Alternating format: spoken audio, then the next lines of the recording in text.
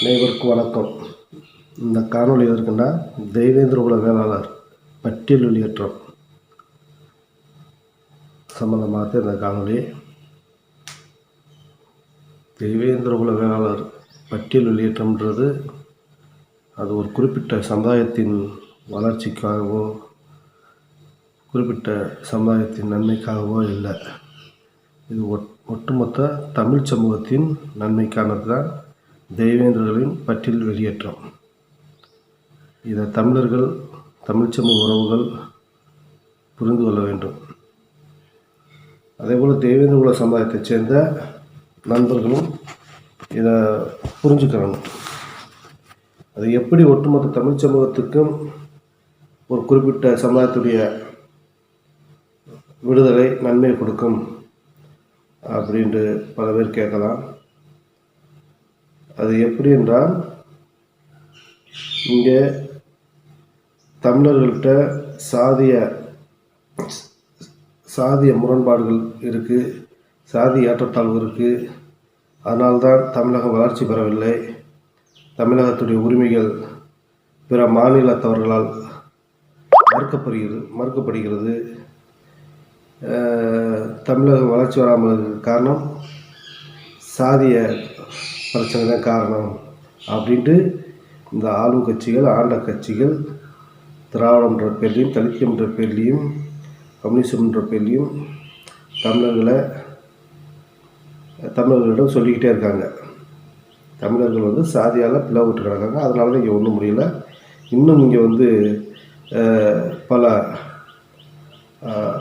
பெரியார் என்ற ராமசாமி நாயக்கர்களும் தலித்திய என்ஜிஓக்கள் தான் இங்கே தேவை. இவங்களால் தான் இங்கே நிரந்தர தீர்வு கொண்டு வர முடியும்னு சொல்லி 100 வருஷமாக தமிழர்களை ஏமாற்றிக்கிட்டு இருக்காங்க.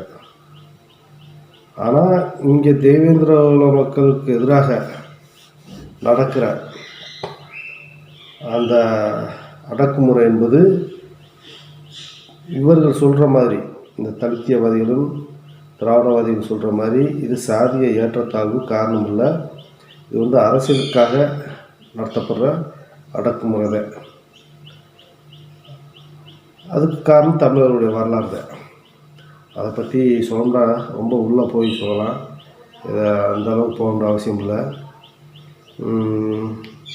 இங்கே தலித்தியம், திராவிடம் இவங்க தொடர்ந்து அரசியல் பண்ணுறதுக்கு இங்கே சாதி ஏற்றத்தாழ்வு கட்டமைப்பு அவங்களே பாதுகாத்துக்கிட்டு, அவங்களாவே சாதி கலவரங்களை சாதியின் ரீதியாக பிரச்சனைகளை தூண்டி விட்டுக்கிட்டு, அந்த வன்முறையில் ஈடுபடக்கூடிய குற்றவாளிகளுக்கு அவங்க கட்சிகளில் பெரிய பெரிய போஸ்டிங்கெல்லாம் கொடுத்து, பெரிய பெரிய பொறுப்புகளும் எல்லாம் கொடுத்து பாதுகாத்துக்கிட்டு இங்கே அடக்கிக்கிட்டு ஒடுக்கிக்கிட்டு இருக்காங்க. ஆனால் அடக்கப்படுறது ஒடுக்கப்படுறது யாருன்னு பார்த்தா தென் மாவட்டத்தில் தெய்வேந்திரர்கள் தான். இது தெய்வேந்திர குல தனிப்பட்ட சமுதாய பிரச்சனை தானே அப்படின்னு நினைக்கக்கூடாது. தமிழர்களுடைய வரலாறை அடக்குறாங்க, ஒடுக்குறாங்க. தமிழர் வரலாறு தன்னெழுச்சி அடையக்கூடாது. தமிழர்கள் தமிழர் குடிகளாக ஒன்றா சேர்ந்துடக்கூடாது. தமிழர்களை ஒன்றா சேர்க்கிறதே தமிழருடைய வரலாறு தானே, தமிழருடைய பாரம்பரியம் தானே. அப்போ அந்த பாரம்பரியம், அந்த தமிழர் வரலாறு இதுகளை அடக்கணும்னா தென் மாவட்டத்தை தெய்வேந்திரர்களை பட்டியலில் வச்சு அடக்கணும், ஒடுக்கணும். அதுக்கு தெய்வேந்திரர்களுக்கு எதிராக சில பேரை நீங்களாம் ஆதிக்கவாதிகள், நீங்களாம் உயர்ந்த ஜாதிகள் அப்படின்ற மாதிரி இவங்களே வளர்த்து விட்டு, இவங்களே அவங்க மூலமாக கலவரங்களை ஏற்படுத்தி விட்டு, அவங்கள எங்கள் திராவிட அரசாங்கம் அந்த ஆதிக்கவாதிகளை நாங்கள் தான் ஒடுக்குவோம், நாங்கள் தான் அடக்குவோம், நீங்கள் எப்போவுமே நிரந்தர கீழ்ச்சாதி தான், நீங்களாம் தலித்துகள் தான், நீங்களாம் தாழ்த்தப்பட்டவங்க அப்படின்னு சொல்லி இவங்க அரசியல் பண்ணுறதுக்கு ரொம்ப ஒரு வசதியாக இருக்கிறது இந்த தெய்வேந்திரர்களுடைய பட்டியல், எஸ்சின்ற பட்டியல். கேட்டால் அந்த தலித்துவாதிகள்லாம் என்ன சொல்லுவாங்கன்னா, ஜனாதானத்தை ஒழிக்கணும், சங் பரிவார்களை அழிக்கணும் அப்படி இப்படின்னு திருமாவளவன் மாதிரிலாம் பேசிடுவாங்க. பிராமணர்கள், ஆரிய இந்துத்துவ RSS அப்படிலாம் பேசுவார். இந்த பிராமணர்கள் தான் மக்களுக்குள்ள ஏற்றத்தாழ்வு கட்டமைச்சாங்க அப்படின்ட்டு. அதுகளை ஒழிக்கணும், அதுக்கு தேவேந்திரலாம் பட்டியல் விட்டுலாம் போகக்கூடாதுன்னு சொல்லி பேசுவாங்க. இந்த தலித்திய கோஷ்டிகள், கம்யூனிஸ்ட் கோஷ்டிகள்லாம். அவங்கள பார்த்து நம்ம திருப்பி ஒரே ஒரு கேள்வியும் கேட்குறோம். எப்போ யாரோ வந்து நீ உயர்ந்தவன், நீ தாழ்ந்தவன் அப்படின்னு சொல்லி கட்டமைச்சு வச்சு இன்றைக்கி வந்து நடைமுறையில் அது இருக்குல்ல, அதை வந்து நாங்கள் உடைக்கிறோம்.